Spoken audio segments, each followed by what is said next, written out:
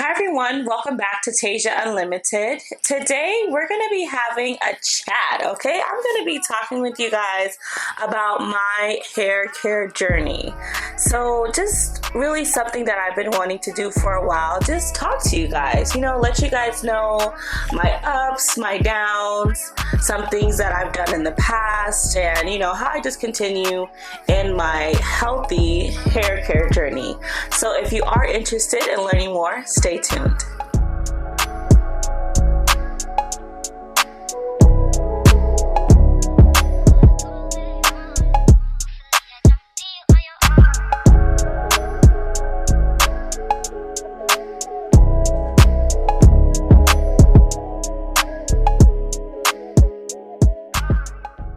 So my youngest memory of hair was when I was about 5 years old. I remember my mom used to have a hair care box, an actual box full of stuff to do me and my sister's hair.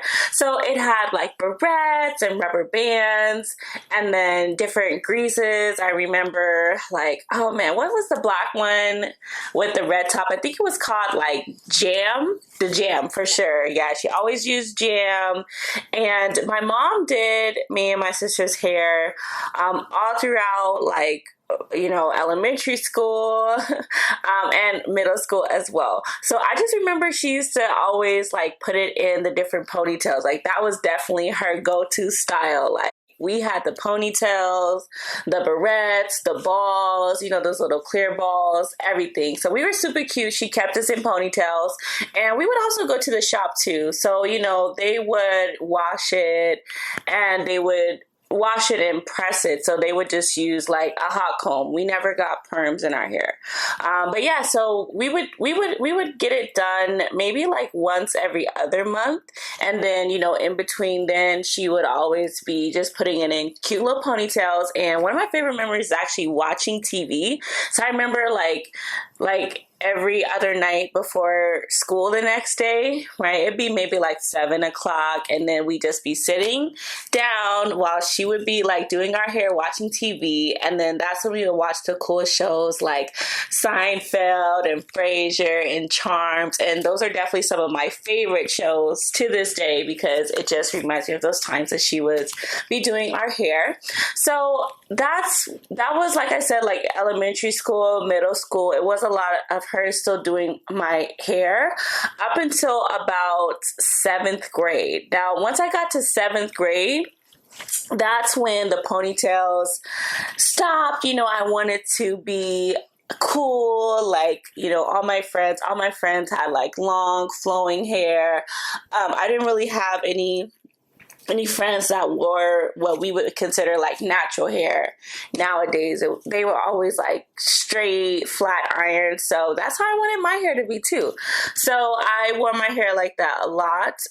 Now, because it was definitely, I was going to the shop more on a more regular basis, which was more heat to my hair. I did start to notice that my hair would be really, really dry. And so the press, it also wouldn't last very long, maybe for, a week and a half, 2 weeks maybe, and then it would be poofy again. But, in middle school, I also had PE and gym. I was very active.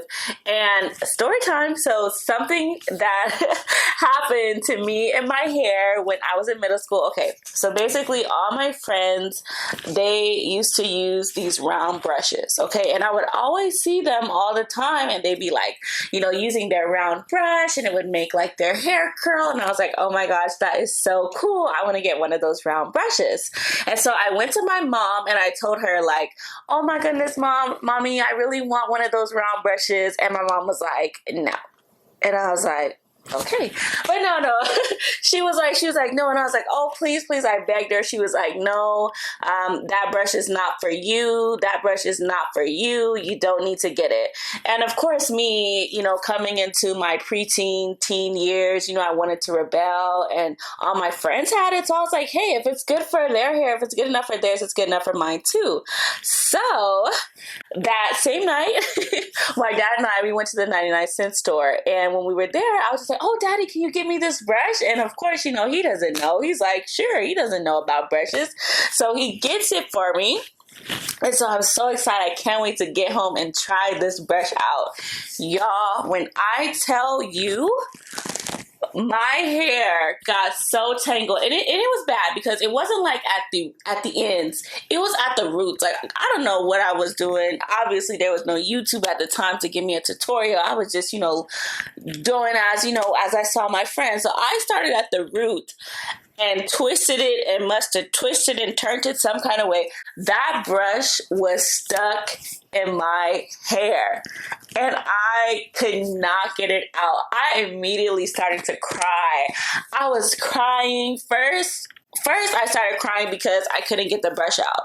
That was like the first maybe like minute. But then I started really boohooing because I was like, oh my goodness, my mom told me not to get this brush.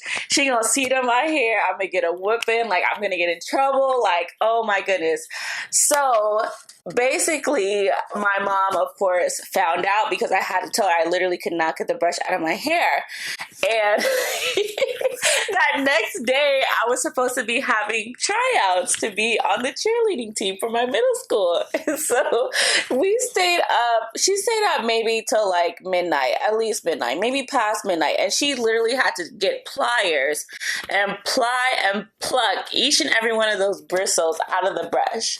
And so, of course, from that, hair was lost, absolutely, because it was so much tension and pulling, and she was just trying to get it out, But definitely, after that lesson learned, I was like, I'm listening to Mom, not only when it comes to brushes and hair care, but just everything in general. I was like, I'm so sorry, Mom. But anyway, that was just a funny story that I had.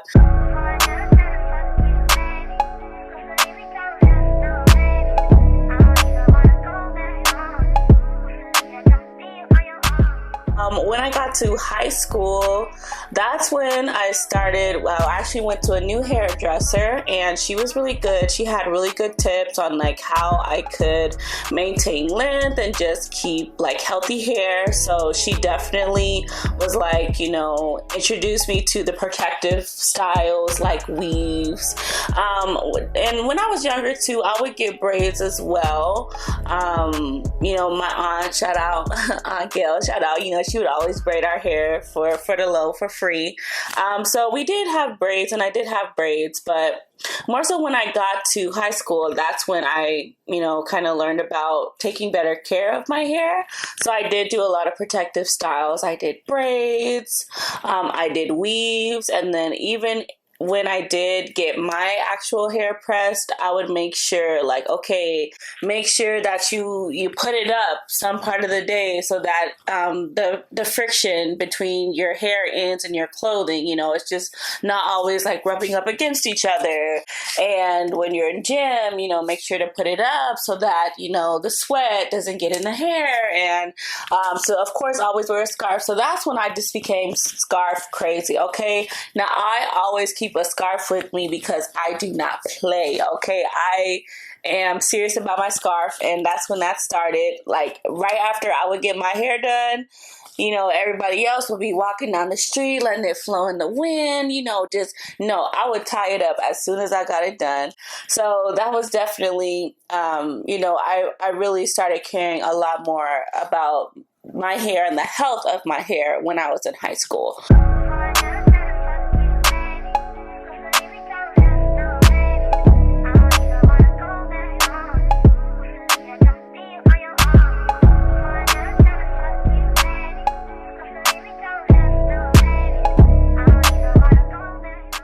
So, as soon as I graduated high school, going into my first year of college, I decided to dye my hair because, my mom had always said that I had to be a certain age to dye my hair, and I finally was that age, and I was like, this is my chance. Not honey chestnut blonde, honey chestnut brown, be real cute, be real poppin', and it was. So I would say for the first 3 months, you couldn't tell me nothing. I was so cute. Like, it was so cute. And then after that 3 months is just when things took a really bad turn. Like, my hair was so brittle and like, it was so much shedding. It was so much breakage. And I felt like, I hadn't been doing anything differently. I was still taking care, what I thought was taking care of my hair. I was still, like washing it, deep conditioning it, detangling it. I was still, doing all those things, but it still was, really bad. And during that time as well, because I do have eczema, and I actually got eczema like on my scalp. So I had like super, super dry scalp. So I'm not sure if that was because of the dye, or that just made it worse. But I just remember having like super, super dry scalp and just brittle hair, and just my hair was a mess. I re-dyed it one more time. I re-dyed it the color, did like a little touch up because my roots were turning black. And then after I did it that second time, I was like, okay, I'm not dyeing it again because my hair, it's growing, but I'm not able to maintain the length. It was just like the same length for 2 years, and it was still super dry, super brittle, broken off. So I was like, no, I got to try something different. So that's when I became really interested in natural hair. There was a girl that I found on YouTube, Naturals85, and I would just watch her videos, and what she really promoted, and what she still does, she's like amazing and one of the icons of natural hair, YouTube, black natural hair, of course. But I remember watching her videos early on, and she was like, listen, you can either have your hair really cute, or you can have your hair really healthy, but you can't really do both, like, all the time. And so that's definitely something that I learned, and I was like, I accepted it. So I decided to just start putting my hair in twists. And I did that when I went overseas. My junior year, I went overseas. I lived in Germany, and I was like, it's no black stylists out here, especially where I was living. So I was like, I just got to do what I got to do. So I was using the natural ingredients like Naturals85 suggested, Whitney. Like he suggested, I was using the flaxseed oil gel. I made that. That lasted me for the whole year. I would do like the avocado, olive oil, mayonnaise, all of the shea butter, all the things that I could go to the grocery store in Germany and get, and then create myself, like the conditioners, even like the leave-ins, everything like that. That's what I would do. So during that time, my hair was always twisted. And then once I would twist it, I wouldn't just leave it hanging twisted. I would actually take it and put it back and then pin it up so that my ends were protected. They were never touching my clothing. That really was one of the main reasons why my hair was able to grow while I was overseas. Another reason was diet. That was a huge part of it. I was drinking so much water. I was only eating healthy food. And so I ate a lot of like fruits, vegetables, a lot of like healthy eating. And then I was exercising like 5 to 6 times a week. Like I was just living a really, really healthy lifestyle out there. And so from that, I saw my hair grow tremendously. Like it was growing. So I hate to say that because your hair is always growing, right? It's just about like the rate that it grows and if you're able to maintain the length. So I would just say that I was able to really maintain length, and I visibly could see my hair getting healthier. So before my hair, if it would would get wet, it wouldn't curl up. It would just be straight because of heat damage. But when I was in Germany, overseas, when I was doing all the natural things that Naturals or Whitney was showing me, my hair, it got its curl pattern back, and it was healthy. And even though it was thicker and it was longer, it was manageable. And I would just do that. I would just twist it up every week, wash it, do my thing, twist it up, and be gone. And put a little headband on, make it my own. It definitely wasn't the sleek look, that I was so used to having beginning of college and middle school. But hey, that's what I had to do in order to get my hair healthy, and I was okay with that.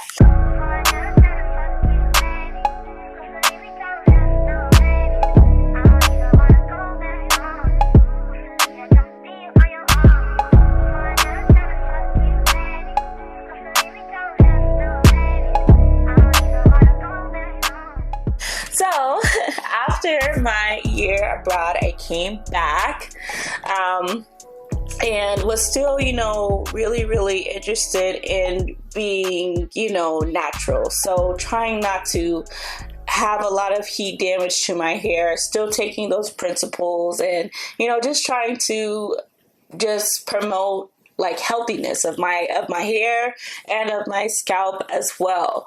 So that kind of leads me to today. Still kind of what I was doing once I came back and when I graduated and came back home. I tried to minimize the amount of heat that's put in my hair. I've gone a year, so a whole 12 months without any kind of heat at all to my hair.